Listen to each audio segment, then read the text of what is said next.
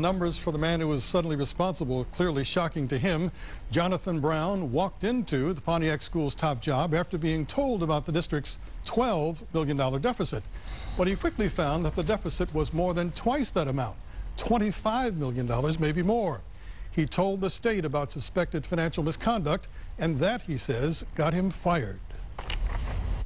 It is our position in this case that there is only one reason that Mr. Brown is out of a job, and that's because he was doing his job as a public civil servant. Attorney Gordon's client is Jonathan Brown, a longtime Pontiac school's principal named interim superintendent last July. The shock of a $25 million deficit led him to look closely at how money was being spent. A months-long investigation led to this letter, obtained by Action News, where Brown wrote the state superintendent, claiming a long list of financial misconduct, including the misuse of school district credit cards.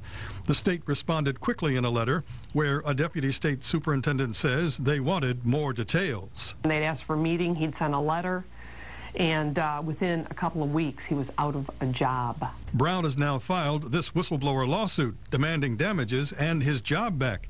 It names current president of the School Board of Trustees Damon Dorkins and 3 other board members who claim in a press release written by the current superintendent, Dr. Walter Burt, that Brown wasn't fired, but he abandoned the job. That's extremely bizarre.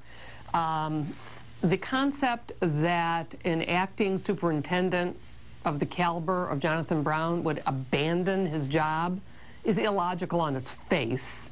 Gordon also says the district's claim that a board meeting decided Brown should be fired isn't true, because 4 board members behind closed doors, short of the full 7-member body, does not constitute a legal vote. They did that behind closed doors without the other 3. That is correct. You had a subset of the board. You had the 4 individuals that we've named as defendants. The other board members weren't involved in this, so to suggest there was some kind of a closed meeting is just dishonest or disingenuous. Now, Attorney Gordon says it will very likely be months before the whistleblower's suit actually gets to a court, but the state remains very, very interested in Brown's investigation and the findings of severe financial misconduct.